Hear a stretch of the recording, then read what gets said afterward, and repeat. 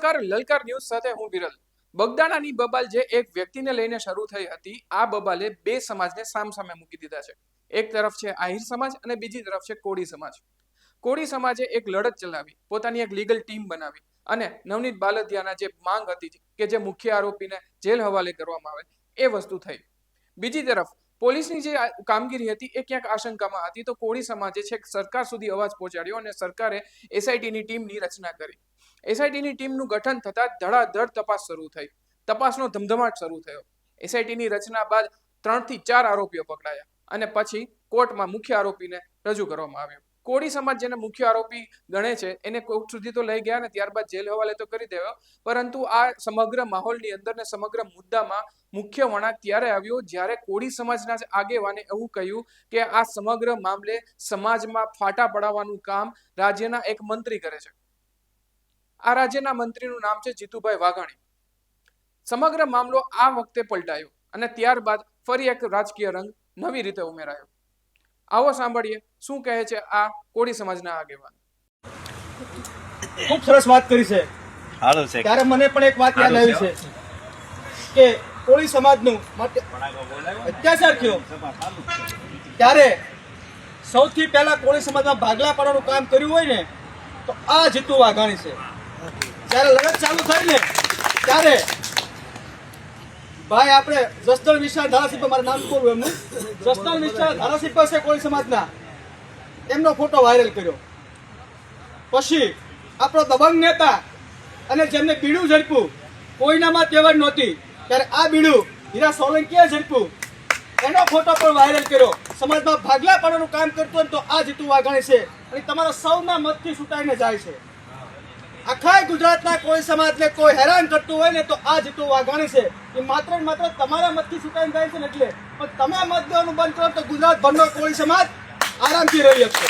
કોળી સમાજનું આ નિવેદન કોળી સમાજને ક્યાંક બીજી દિશામાં જઈ રહ્યું હોય એવું લાગી રહ્યું છે. તો સાથે સાથે નવનીત બાલદિયાએ ગાંધીનગર આવીને કોળી સમાજના નેતા સાથે મુલાકાત કરી કે જેઓ આજે રાજ્યમાં મંત્રી પદે છે. આ ગાંધીનગર આવીને તેમણે એવી વાત કરી કે જો સમાજના અગ્રણીઓ કહેશે તો સંમેલન થશે. તો સાથે સાથે તેમણે પોતાના વતન જઈને એ વાત પણ ઉચ્ચારી કે હવે આ કેસમાં કોઈ કારણે સમાધાન નહીં કરવામાં આવે, કારણ કે તેઓ હવે એક દાખલો બેસાડવા માંગે છે. નવનીતની આ વાતને લઈને કોળી સમાજનું સમર્થન તો છે, પરંતુ 1 તારીખે જે મહાસંમેલન યોજાવાનું છે, જેને તે લોકોએ સન્માન કાર્યક્રમ તરીકે નામ આપ્યું છે, એમાં શું થશે એના પર સૌની નજર છે. સમગ્ર કેસની અંદર નવનીત બાલદિયાએ ત્યાં સુધી કહ્યું કે જે લડત લડવી પડે એ હવે લડી લેવામાં આવશે. તો બીજી તરફ આહિર સમાજના યુવાનોએ સોશિયલ મીડિયામાં એક મેસેજ કરીને આહિર સમાજને સંગઠિત કરવાની વાત કરી. આહિર સમાજના યુવકોને ભેગા કરવાની પણ વાત કરી અને સમર્થન જે મુખ્ય વ્યક્તિ છે એમને આપવાની વાત કરી. માહોલ ત્યાં સુધીનો છે કે જ્યારે 1 ફેબ્રુઆરી નજીક આવી રહી છે ત્યારે સમગ્ર કેસને લઈને કોળી સમાજ હવે કંઈક અલગ દિશામાં જઈ રહ્યો હોય એવું આ ચિત્ર છે. પરંતુ ચર્ચાનો મુદ્દો એ પણ છે કે હજી સુધી આ કેસમાં જીતુ વાઘાણીએ કોઈ જ પ્રકારની સ્પષ્ટતા કરી નથી. આવનારા દિવસોની અંદર ચૂંટણીનો માહોલ ધીમે ધીમે ગરમાશે અને ફરી પાછું સામાજિક રાજકારણ સક્રિય થશે. સમાજના જ નેતાઓ અને સમાજમાંથી જ સરકાર સુધી પહોંચેલા નેતાઓએ કોળી સમાજની વાતને લઈને ન્યાય તો અપાવ્યો, પરંતુ હવે કોળી સમાજના જ નેતાઓ શું સરકારને લઈને કે કોઈ ચૂંટણીને લઈને કોઈ ફરી આ માહોલને નિયંત્રિત કરી શકશે? નવનીત બાલદિયા આ વિશે શું કહે છે અને સમાધાનની વાતને લઈને નવનીત બાલદિયાએ શું કહ્યું એ પણ સાંભળી લઈએ. ના, અન્ય સમાજમાં આવતા હોય પણ ટૂંકમાં મારી સુધી કોઈ હજુ, કારણ કે મેં પહેલેથી જ મારા સમાજને કીધેલું છે કે ભાઈ સમાધાન બાબતે મારી પાસે કોઈ આવવું નહીં, મારે ક્યારેય સમાધાન કરવું નથી. એનું કારણ કે એક આ દાખલો બેસે આ બાબતનો કે ભાઈ આ તો મારી સાથે ઘટના બની છે, અન્ય કોઈ સાથે ન બને ને એને કાયદાનું ભાન થાય, એટલા માટે મારે સમાધાન કરવું નથી. જે કાયદા કાનૂન રીતે મારે લડવી પડશે હું લડીશ. ભાવનગરમાં જાણે પોસ્ટર પોલિટિક્સ શરૂ થયું હોય ને એવો આ માહોલ છે. એક બાજુ કોળી સમાજના લોકો નવનીત બાલદિયાને જે ન્યાય મળ્યો એને લઈને પોસ્ટર લગાવ્યા અને મહાસંમેલનનું આયોજન કર્યું, જેને કોળી સમાજે સન્માન સંમેલનનું નામ આપ્યું, જેમાં નવનીત બાલદિયાનું હવે સન્માન કરવામાં આવશે. ગામે ગામથી કોળી સમાજ ઉમટી પડશે.